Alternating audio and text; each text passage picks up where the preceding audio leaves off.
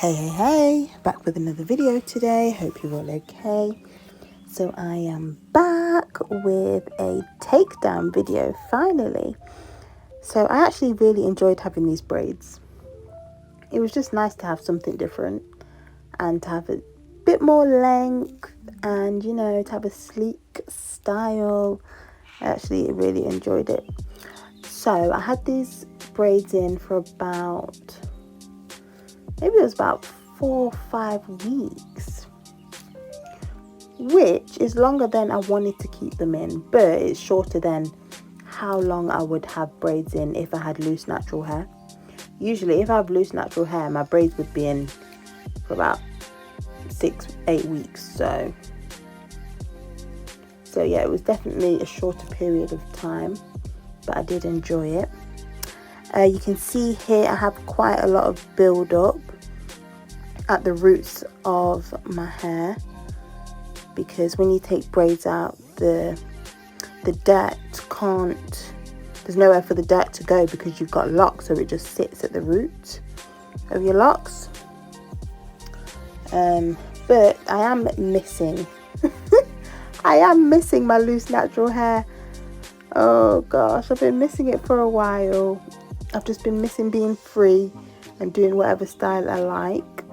So I might actually think about combing my locks out, but I'll get back to you about that. I'm not 100% sure. I'll get back to you. So I'm using this Jamaican mango and lime shampoo.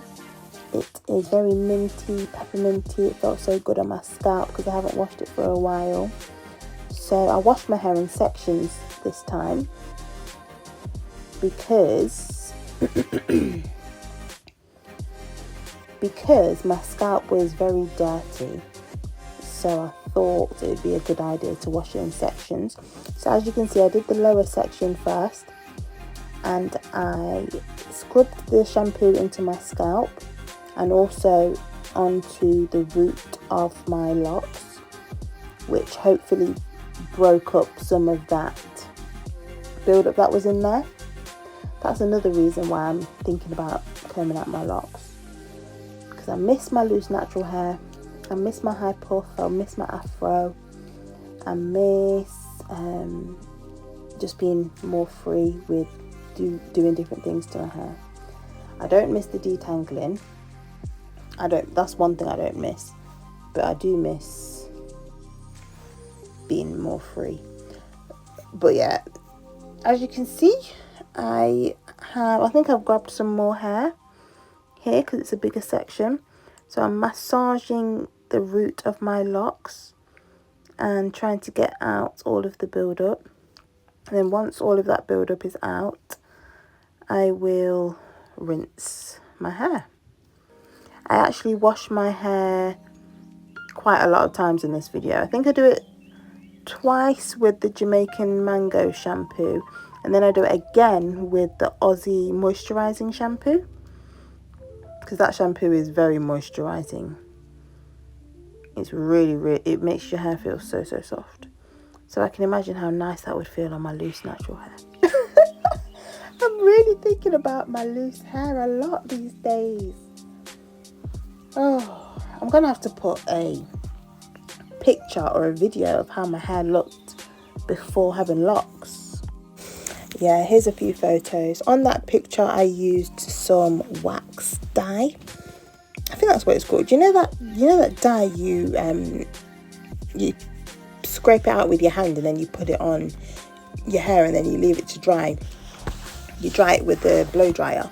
I used to use that quite often and I really enjoyed using it. That really enhanced my curls. Yeah, it enhanced my curls, as you can see here. Anyway, I know this video is supposed to be about my locks, so I better carry on. So yeah, I'm still scrubbing my hair, scrubbing my scalp, making sure I get all of the build-up out of there, and I'm squeezing the shampoo into my locks as well as scrubbing my scalp. So keep on watching. Keep on watching to the end and you'll see how I style my hair for the day.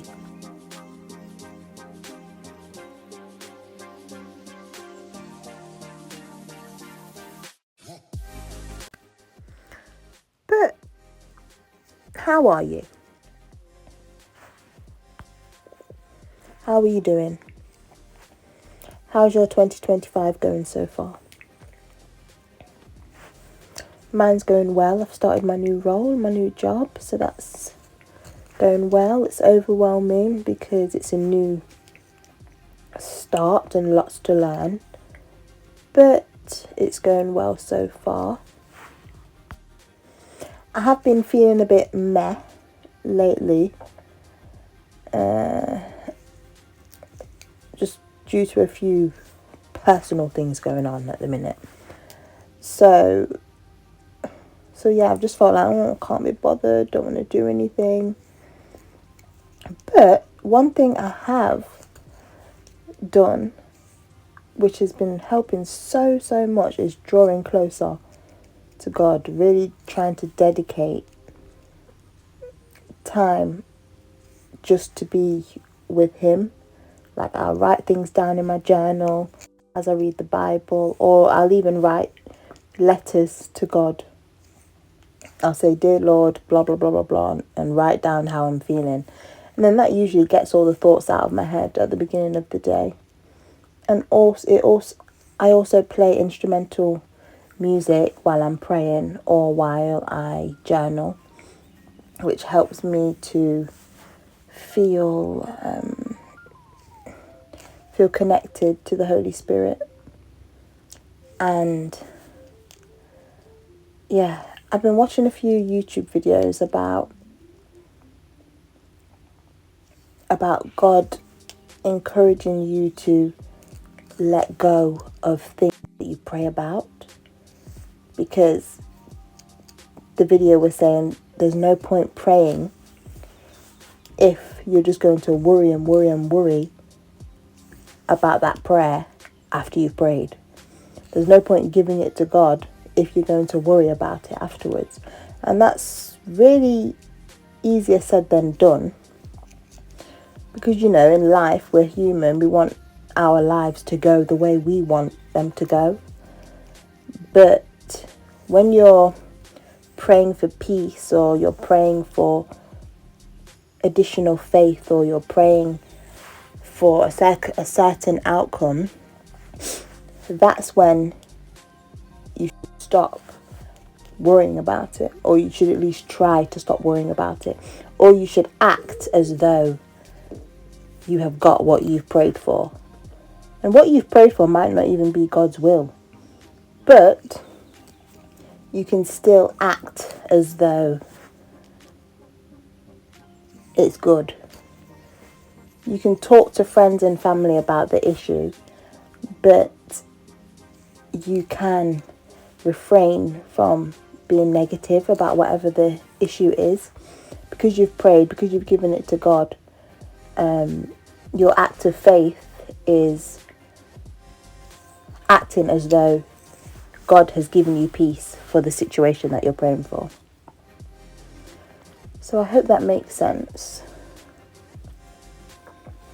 It really resonated with me though, because I'll pray, and then I'll be on my knees praying, and then after the prayer, I'm still thinking about what I've prayed about all day. I'm worrying about it, and I'm literally thinking about it like I haven't even prayed about it, and I haven't given it to God that morning. I'm still thinking about it. So yeah, that really resonated with me. Even though it's hard to stop thinking about things, I can still shift my thoughts or do something else more productive, or just try and remind myself that, right, Chanel, you've given that to God. Or even schedule worry time. Because when I've done therapy before, the therapist said schedule worry time. Schedule 20 minutes of your day to write down all your worries, write down positive outcomes, negative outcomes, what could possibly happen, and what you would do if that thing happened. And then, once the worry time is over, you put those worries to the side and say, right, that's enough now. Even if you start thinking about it again, you tell yourself, no, worry time's over. Then you distract yourself with something else. And if you continue doing that and build it into your routine and make it a habit, then eventually your worries will start to diminish. And it's not like you don't have any worries or any stresses in life. You've just built a worry time. You've built that routine. So I guess that is the same as journaling and spending that quality time with the Lord, because you give everything to Christ. You try and empty all of yourself onto Him so He can carry the weight. So if you give everything to Him in the morning, then that's basically your worry time, isn't it? And then once you've given everything to Him, the rest of the day needs to be different from how you went into that prayer. How you went into that prayer, if you was crying, if you was on your knees, if you was repenting, if you was on your knees upset in that prayer, you should be completely different when you come out of the prayer. That's what the video was saying.